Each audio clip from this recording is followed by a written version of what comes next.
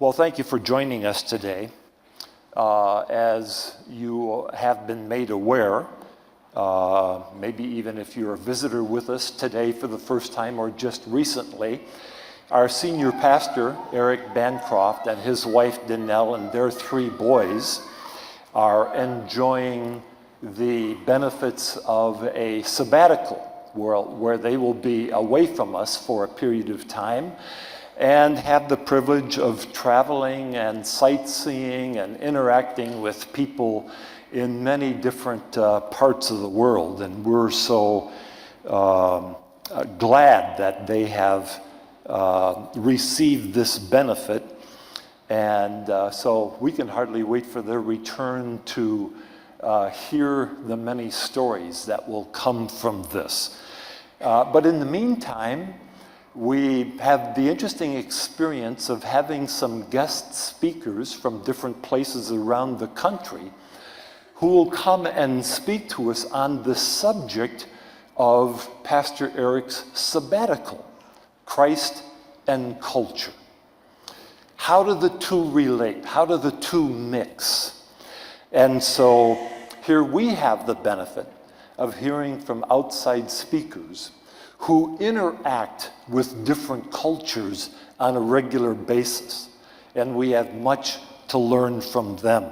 So as Nathan indicated, like we had one from Los Angeles last week, this coming Sunday, we will have one from another part of the country.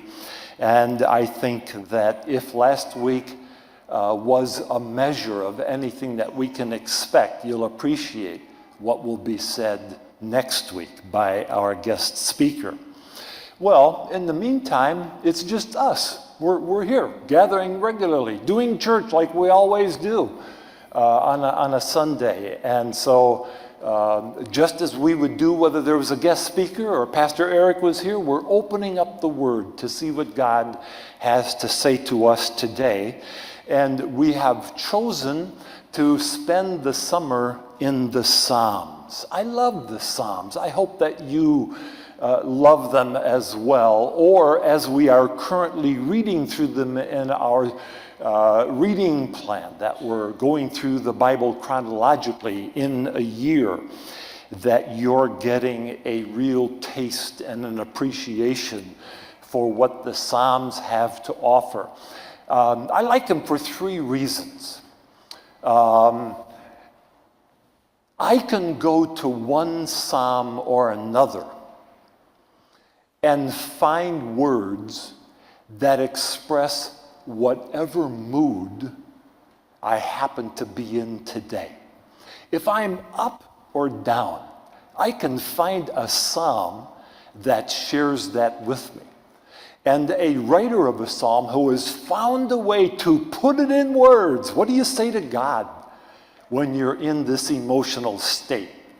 But there's another interesting thing that I hope you notice in the Psalms as you read through them. They speak to about every circumstance in life that we could possibly experience. You know, sometimes we feel that we're all alone in life and experiencing what we're going through all by ourselves and nobody else understands. Well, all you have to do is start scanning the Psalms and slow down as you get to certain places in that book. You will find some writer who is addressing that circumstance that is influencing you in life right now. And then I guess the other thing that stands out to me as I think about the Psalms is it addresses so many personal relationships. I mean, it expresses words to God. It expresses words to political leaders. It expresses words to friends. It addresses the issues of enemies. You got relationships, you got relationship problems and issues that you're trying to think through and saying, how do I respond to this? You'll find it somewhere in the Psalm. So today, let's go to another one of those Psalms. I invite you to turn with me to Psalm 16. Psalm 16. Now I have to confess to you that the reason I chose this psalm personally as a favorite is because the last verses in the psalm are very encouraging when you have to preach a funeral. So I like Psalm 16. It gives me something to say that is helpful and supportive and encouraging at a funeral. But I discovered that there's far more to it than that. Let's take a look. I'm reading from the first verse. A miktam of David. Not quite sure what that means, but it's just one of those descriptions, if you will, of the various kinds of psalms. Often, introductions like this use words that refer to musical terms or terms that they would use in their worship, in their liturgy, if you will, as they are worshiping God.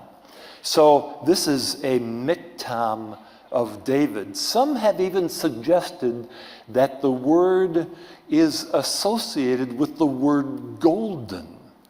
And if that's the case, what the writer is trying to say here is that this is a golden gem of words that come from the lips of David, worth paying attention to. So let me read it. Preserve me, O God, for in you I take refuge. I say to the Lord, you are my Lord. I have no good apart from you. As for the saints in the land, they are the excellent ones, in whom is all my delight. The sorrows of those who run after another God shall multiply. Their drink offerings of blood I will not pour out, or take their names on my lips.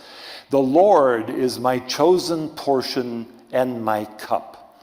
You hold my lot. The lines have fallen for me in pleasant places. Indeed, I have a beautiful inheritance. Verse 7, I bless the Lord who gives me counsel. In the night also my heart instructs me. I've set the Lord always before me. Because he is at my right hand, I shall not be shaken. Therefore my heart is glad and my whole being rejoices. My flesh also dwells secure. For you will not abandon my soul to Sheol, or let your Holy One see corruption. You make known to me the path of life. In your presence there is fullness of joy. At your right hand are pleasures forevermore. Now, I came across an interesting tidbit in one of the recent printed resources that go along with our Bible reading program. You may have the paperback book and you may have read it. It's called Read the Bible for Life. 16 conversations with various scholars and authorities, if you will, in various aspects of the Bible. How to read the Bible well, all kinds of the Bible. And there's a chapter in there called How to Read the Proverbs and Psalms. He gave a hint about how we should read the Psalms well. When I first read it, I just kind of glossed over it because it seemed kind of general and simplistic, almost too much so. But then I got to thinking about it, especially in light of our series in the Psalms this summer, and I think he's right on target. A simple but very effective way to read and understand the words and lines of a psalm, so that the meaning jumps out at you and you can grasp a hold of what the psalmist is trying to say here. And you can make it your own. Here's what he said. When we read the Psalms, we can begin by asking a simple question. What is this psalm doing, and what should I do in response? So let's take up his challenge. Let's read Psalm 16, asking ourselves these questions. What is the psalm doing, and what should I do in response? And I was pleased to discover that the answer to those questions, though simple and straightforward, tell you everything that the psalmist is trying to say. And you know, when I figured that out, I had something that I could grab onto. I had something that I could get into my brain and my heart and hold on to through the week. So join me in the discovery, if you will. The first part of the question is, what is this psalm doing? Well, walk with me through some key phrases in this psalm, and I look at verse 2. David says, I say to the Lord, you are my Lord. I have no good apart from you. Wow. Nothing at all, David? I mean, is your life that bad that the only good you have is in God? Huh. He sees his good as tied up with God. Look at verse 3, the next verse. As for the saints in the land, they are the excellent ones in whom is all my delight. Huh. David seems to be taking some delight. He's enjoying life. There's something good about his experience. Life is good for David. Look at verse 5. The Lord is my chosen portion and my cup. You hold my lot. The New International Version says, you have made my lot secure. Huh. David is expressing some sense of security in his life. Well, look at the next verse, verse 6. The lines have fallen for me in pleasant places. Indeed, I have a beautiful inheritance. Or in the NIV, a delightful inheritance. He's talking about pleasant places, delightful and beautiful inheritances. And then last but not least, verse 9, he says, therefore my heart is glad, my whole being rejoices, and my flesh also dwells secure. What is he saying here? He has a glad heart, and his whole being, and his tongue, if you will, is rejoicing. There's one word that seems to me to summarize what David is trying to communicate in this psalm. And I'm wondering if you see it and whether you would agree with me. It's the title of the sermon today, and it's simply the word satisfied. If I had to summarize what David was expressing about his personal experience in life, was just this. He was satisfied. David in Psalm 16 is expressing his satisfaction in God. So there you have it. What is this psalm doing? It is David's attempt at communicating the possibility that there can be satisfaction in life from God. Now that caused me to ask a strategic question. Let me ask it of you. How many people do you know who are presently satisfied, completely satisfied with their station in life? Think about that neighbor, that family member, the co-worker, the associate, anybody with whom you rub elbows. If you were to describe their life based on what you know about them and what you hear them say and how they behave, do you know any or many that you could describe as being satisfied in life? Now, let's think about it from a little different angle. How many believers, people who claim to be Christians, our friends and associates and members within this congregation, how many believers could claim to be satisfied? How many times, about how many people would you come to that conclusion based on the look of the face and the words from their mouth? Now, we can talk about all those folks that are out there, all those people that we know, all those people that we work with, all those people that we meet in the workroom with, around the water cooler. But let's personalize this. I have to ask myself, based on what David is saying here, am I satisfied with my station in life? Could I say and wear the cap with the slogan on it, life is good? What's this psalm doing? David is trying to convince us that it's possible to be satisfied in this life. Well, I'm saying, David, let me tell you about all the reasons why there is dissatisfaction in this life. I've got the grocery list for you. Let me hear what you got to say about my experiences and my life.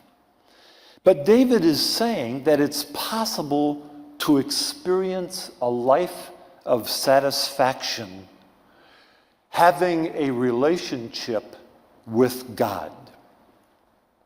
Now, one of the keys to understanding a psalm is to figure out what is the occasion that caused the writing of the psalm. Now, sometimes we get a hint of that in the introduction to the psalm. The writer says something.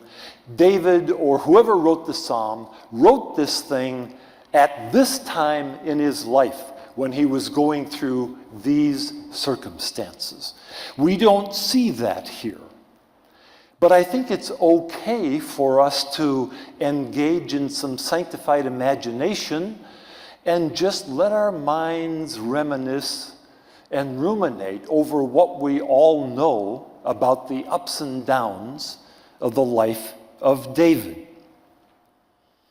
And so, key for me is the promise in 2 Samuel David about a grand and glorious future for David and his posterity.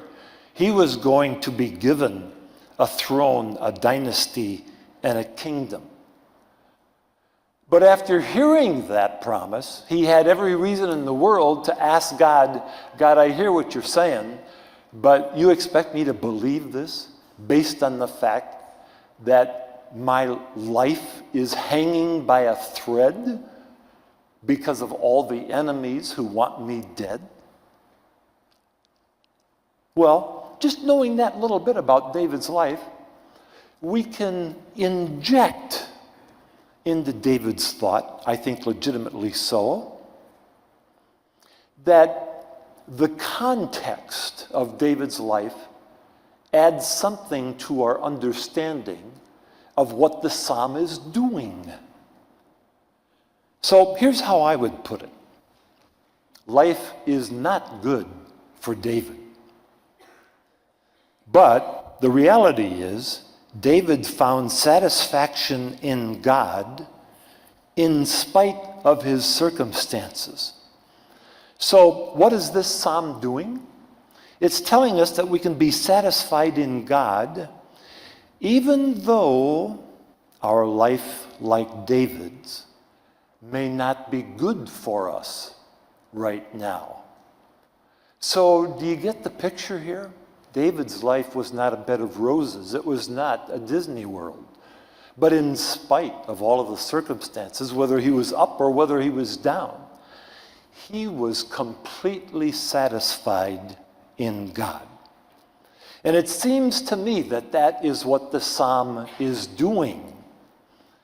Now, the second question that our book author says we need to ask in order to understand the psalm is, in light of what the psalm is trying to do, what should I do in response?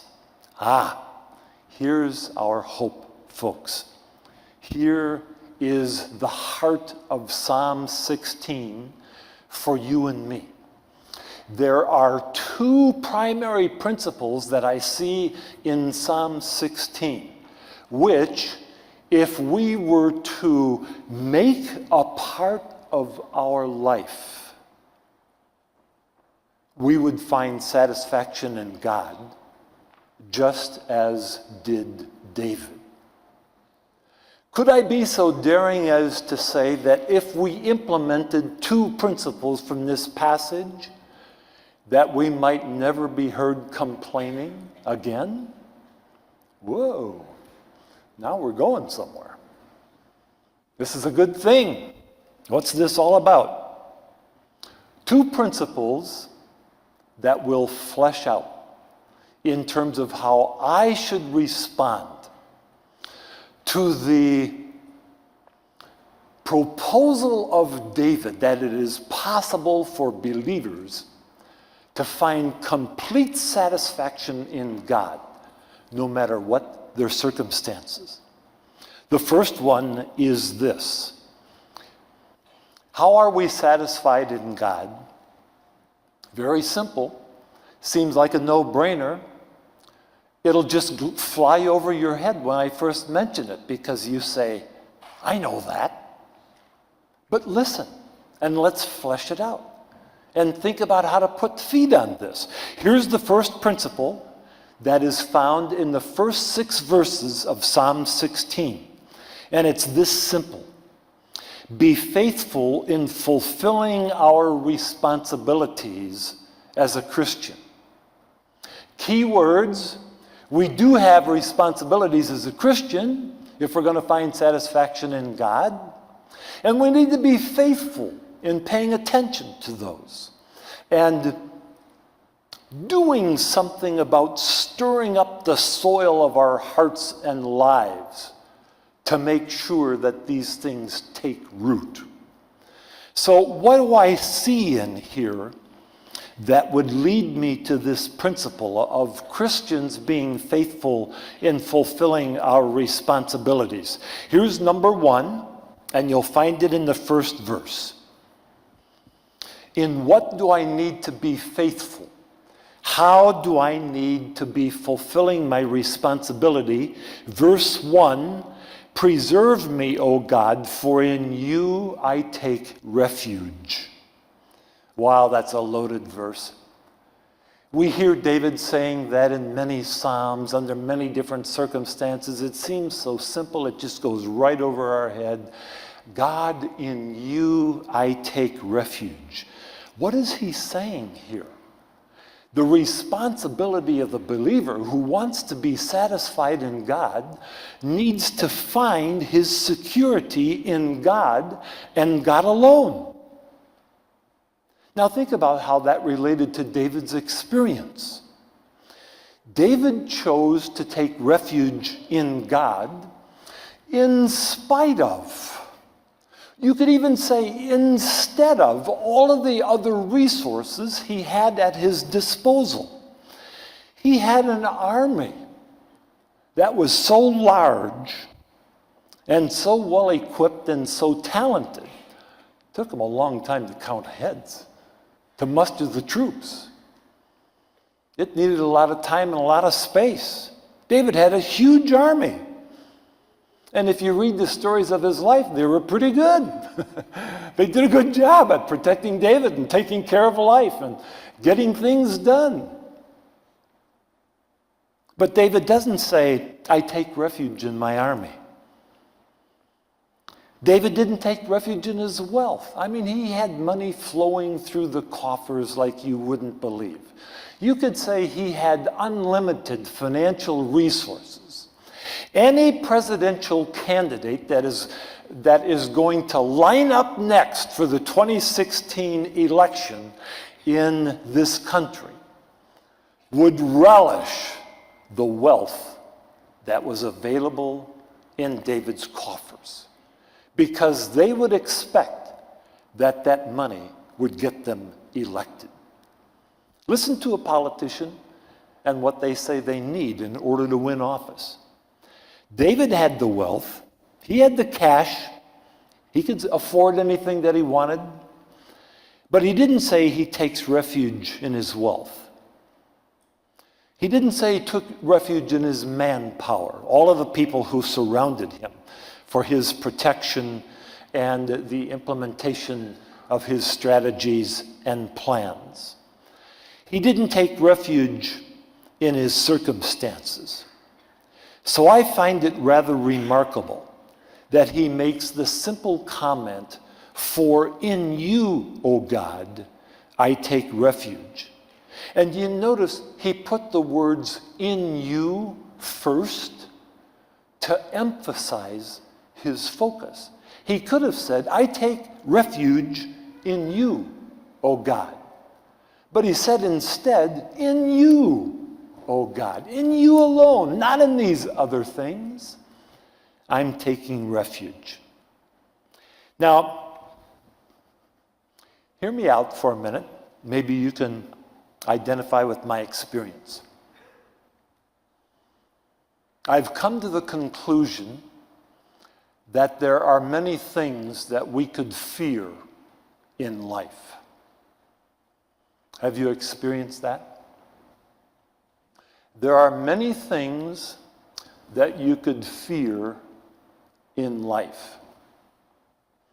I think back about my own experience.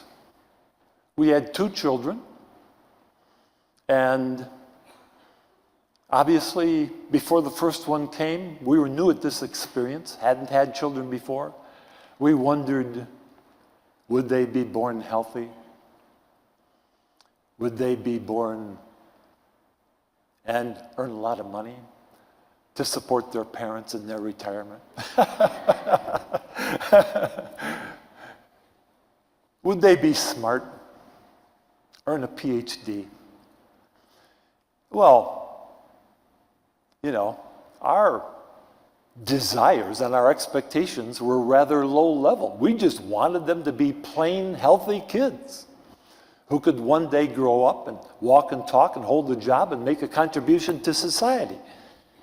But I can remember our first little place that we called home, and it was an emphasis on the little. Thankfully, it had a lot of built-ins because there wasn't room for furniture. I can remember many times asking myself, will I ever have a real house? Will I ever be able to have a real house? You know, I mean, one like I see as I drive around town and see the real houses. Now there's some personal space. Could I ever get one of those? Would I ever be able to earn enough money to afford a real house? And then, you know, the strange thing is, when I was younger, I was vigorous, energetic, had a lot of energy, and to tell you the truth, I'm almost ashamed to admit it, but I saw myself as kind of a macho person. I could handle life, you know, bring it on. I'm young, strong, I can do this. That all blew away in the wind the older I got. You know what? I'm getting old. And I know a lot of old people in this congregation. And I've seen a lot of things. You know what it does? It tends to make me afraid. Wow. When I was 20-something, I didn't know all of these things could happen to me. Now I'm seeing it worked out in the lives of our congregation. And I'm asking myself, what's next for me? And then I think about you, the congregation. You people whom I have come to love and respect and have been around for 36 years now. And I just go through the directory. and I scan the names, and I think, oh yeah, that family. Boy, I fear for them.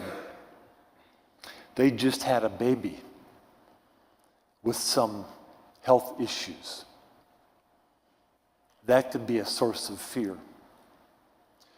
And how many people have I interacted with who've been downsized in their jobs at age 55 with little hope to ever achieve the level of work or compensation that they had worked for all of their working life up to this time. And I'm thinking, big house, big lifestyle, big income, and it all comes crashing down. I fear for them. I wonder if they're going to make it. So, little examples, but very real examples that make me conclude this. Now, I may be a little pessimistic in my outlook in saying this, but hear me out. Would you agree with me that if we thought about it long enough, we could look out over the circumstances of life that face the members of this congregation and come to this conclusion? There's enough potential fear to go around this congregation for our entire lives. Have you felt it? Have you ever been part of that? Or has life just been rosy for you? Well, at some point in time, with some experience, you're going to discover there are things in this life that create fear and insecurity. David had a boatload full of those experiences. And yet here he is, so brash and bold as to say, God, in you I take refuge. Makes me ask myself, where do I find my security? Where do you find your security? You know what the litmus test is of how secure you are in yourself and in your life circumstances? When the shoe falls, who's the first one that you go to? When the shoe falls and life becomes a pit, what's your first response? David would say, God, in you I take refuge. Not family members, not co-workers, not neighbors, not classmates, not friends, in you. What do we do typically in our first response? We bounce around to everybody on our social list and ask for their advice. And we become opinion and advice samplers. And what I've observed so much in this life is after choosing all the options and talking to all of these people, the option that we choose is the one that most agrees with what I had thought already. How do you explain that? So the question is, are you secure? Are you finding your security in God, or is it resting in something else? When life hits bottom, who's the first one that you go to? If you want to know satisfaction, find your security in God. We need to hasten on now. The second one is rely on what we know about the character of God. That's found in verse 2. First principle is, how do we find satisfaction in God? We're faithfully fulfilling our responsibilities as believers. So we intentionally and purposely find it our first response to take our security in God. The second thing that we do to fulfill our responsibility to find satisfaction in God is to rely on what we know about the character of God. Verse 2 says, I say to the Lord, you are my Lord. I have no good apart from you. Now it's interesting that in these two verses, verse 1 and verse 2, the word God or Lord is used 3 times. Interestingly enough, in each of the 3 times, David uses a different word or name for God. So when he says in verse 1, "Preserve me, O God," he is speaking to God as El, an abbreviated form of Elohim. Elohim is the word used of God when it speaks of God's creation. It speaks of God's strength and his might and his power, his ability to get things done. So that is one way that David knows God. And that gives him a lot of comfort to know that nobody's stronger than God. If there's anybody who can address his circumstances, it is God, it is Elohim. But in verse 2 he says, "I say to the Lord," well, that's the word Jehovah. And what does that speak to? It speaks to our God as the covenant God, the one who has established a personal relationship with his people, those who believe in him. He has made a commitment to their well-being, and he assumes that as part of the agreement, we likewise have agreed to be faithful in looking to him. So David here is relying on what he knows about the character of God. He's not only the strong and powerful one who can bring this whole world and universe into existence with just the snap of a finger or a word, but he is also recognizing this is the Lord who has committed himself to me. And because of that, in response to that, out of my love for him, I reciprocate with my commitment to follow him. But then he goes on to say in verse 2, you are my Lord. He says in verse 1, "Preserve me, O God." Verse 2, he says, "I say to the Lord, Jehovah." And then he finishes by saying in verse 2, "You are my Lord." The word is Adonai. It refers to God as the sovereign Lord, the King, the only ruler of heaven and earth. So how does he see the character of God? What is he counting on God to be and do for him? He's not only the strong, powerful one in whom we can take refuge, but he's also our personal God who orders our lives and directs what we should do. And he acknowledges that it is in this God and God alone that there is good. He's saying, I have no good thing apart from this God.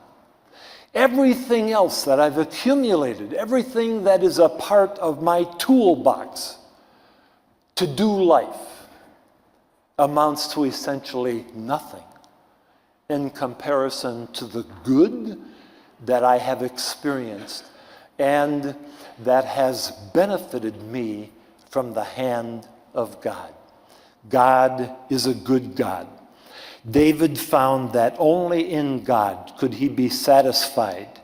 It's expressed by the words of the hymn which say, all that I need is in Jesus. He satisfies, joy he supplies. Life would be worthless without him. All things in Jesus I find. Well, I discovered something here this morning that I expected ahead of time, but it's come true in reality. I'm looking at the clock and saying to myself, we're not going to get through this. So we're going to do some abbreviation. And we're going to talk just about this one principle that I've laid out for you, finding satisfaction in God by fulfilling our responsibilities as believers. We're purposely finding our security in God. We are relying on what we know about God. But thirdly, in verse 3, I see another principle. As for the saints in the land, they are the excellent ones, in whom is all my delight. Isn't that interesting? David finds satisfaction in God because he is taking delight in his support system of other believers. That's where he finds his delight and his strength. He calls these other believers saints and excellent ones. What does it mean to be a saint? It means to be a holy one or a set-apart one who has been set on a pedestal, if you will, for special purposes and recognition. That's what God does for the believer. He takes the common, you and me, and makes it special, and he puts it on display. This one is set apart for me, for my special relationship, my special purpose. But then he also calls them the excellent ones. Wow, this blows my mind. The last time Pastor Nathan preached on Psalm 8, and the first verse there says, "O Lord, how majestic is your name in all the earth. You have set your glory above the heavens." Now look at verse 3 and David's observations about his fellow believers. They too are the excellent ones. The word means excellent, splendid, majestic. Whoa. What he is saying here is just as God is majestic and excellent, as found in Psalm 8. So here, David considers his fellow believers to be equally, well, no, I don't want to say that, but to have some sense of the same majesty and excellence that's in God. So, that leads to the question, if we want to be satisfied in God, with whom do we hang out? Who do we want to spend our time with? You know what I've noticed about unbelievers, or even Christians who are on the run from God? They're not satisfied with their life situation. So who do they go to? Not the people who have invested in them, their fellow believers and friends from church, not the people who have cared for them and poured their lives into them and supported them and loved them. No, these renegade Christians don't want anything to do with those old friends. Well, why is that? They received so much help from them before. Why are they avoiding them now? I can only conclude that the reason is they look at those friends and say, that's what I used to want to be. But now that's out the window.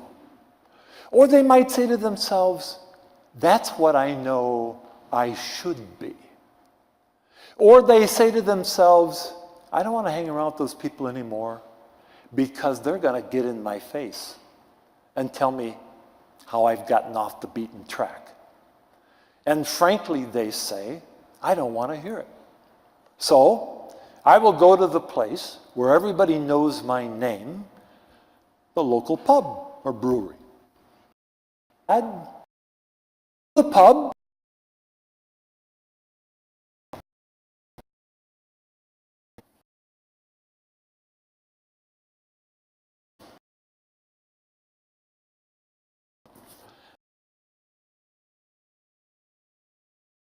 God,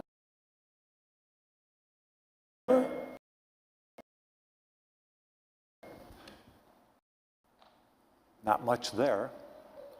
Or do you find delight in God's people? Do you like to hang out with God's people? So, a real question. Our satisfaction in God can be measured by how much we value other Christians. Do we love other Christians, choose to spend time with them? Or are we uncomfortable with the open sins of unbelievers and troubled by their values and desires? Do you find it difficult to warm your hands at the fire of those who are hostile to Jesus? So who do you want to hang with? You want satisfaction in God? you hang with other believers. That's the only place it's found. Now, our time is gone. We have communion to follow. And I've sat where you sat, so I don't want you to sit any longer. So we're going to quit right here. And I'm sad to say that I left out, 7 or 8 more points that I wanted to talk about. But I feel your pain, and so we're going to stop there. You know the way I look at it? I learned a very helpful bit of advice from somebody somewhere along the road. They gave me a good hint about how to listen to sermons. Now, it may be a bit short-sighted or unsatisfactory, but I've found it helpful, so I pass it on to you. The way to listen to a sermon, to benefit from it, is look and listen for one good thing that you heard, and run with that. So my hope and my prayer is that you have heard at least one good thing so far this morning, and that you have something to take with you. I just want to close with the words to the final verse of a gospel song that is in our hymnal. The song is called Satisfied. It's number 518 in our hymnal. But listen to the words.